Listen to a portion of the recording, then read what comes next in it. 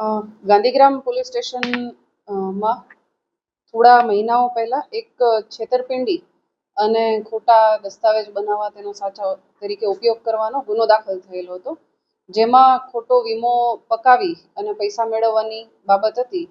આ ગુનાની તપાસ ચાલુ હતી. એ દરમિયાન જે તપાસ કરતા અધિકારી છે એમના ધ્યાનમાં આવેલ કે આ જ આરોપીઓમાંથી એક આરોપીએ અગાઉ પણ આ જ પ્રકારે ખોટા દસ્તાવેજ બનાવી અને વીમાનો ક્લેમ મેળવેલો છે, જેથી આ બાબતે જે એની વીમા કંપની હતી HDFC અર્ગો તેમને જાણ કરવામાં આવી.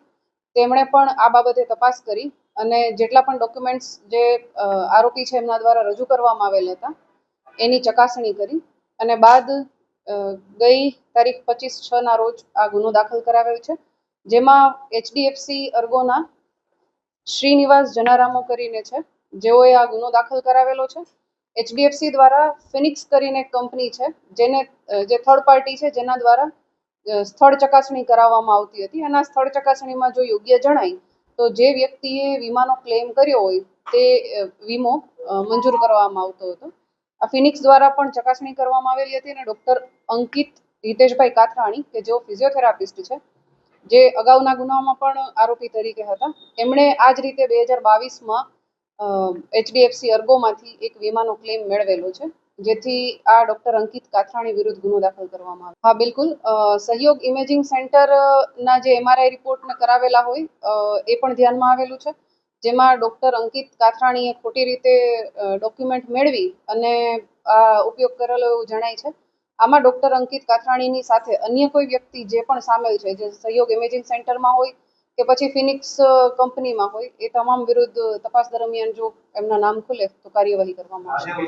જી બિલકુલ. આ જે ગુનો દાખલ કરવામાં આવ્યો છે તેમાં રાધે હોસ્પિટલમાંથી આ જે સર્ટિફિકેટ્સ જે ડૉક્ટરના મેળવવામાં આવેલ હતા એની વિગત જણાઈ આવેલ છે. હવે હોસ્પિટલની આમાં સંડોવણી છે કે નહીં એ બાબતે અમારી તપાસ ચાલુ છે.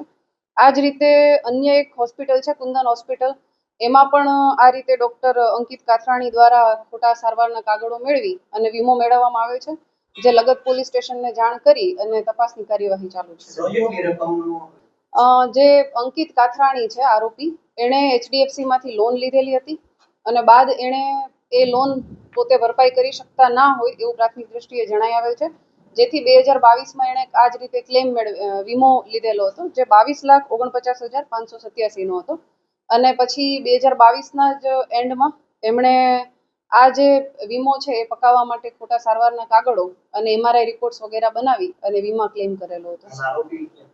આ જે અંકિત કાથરાણી છે એ અગાઉ જે ગુનો દાખલ થયેલો હતો ગાંધીગ્રામ પોલીસ સ્ટેશનમાં, એ ગુનાના કામે હાલ જેલમાં જ છે અને બાદ એમની કસ્ટડી મેળવી અને આગળની તપાસ કરવામાં આવશે. સહયોગના જે હિમાંશુ રાઠોડ છે તે અત્યારે જે અગાઉ ગુનો દાખલ થયેલો હતો એ 265/2025 એના તમામ આરોપીઓ હાલ જેલ કસ્ટડીમાં જ છે, એટલે પહેલા અંકિત કાથરાણીની કસ્ટડી મેળવી તપાસ કરવામાં આવશે અને આમાં જે પણ અન્ય આરોપીઓ છે એની સંડોવણી જણાય તો એમના વિરુદ્ધ પણ કાર્યવાહી કરવામાં આવશે.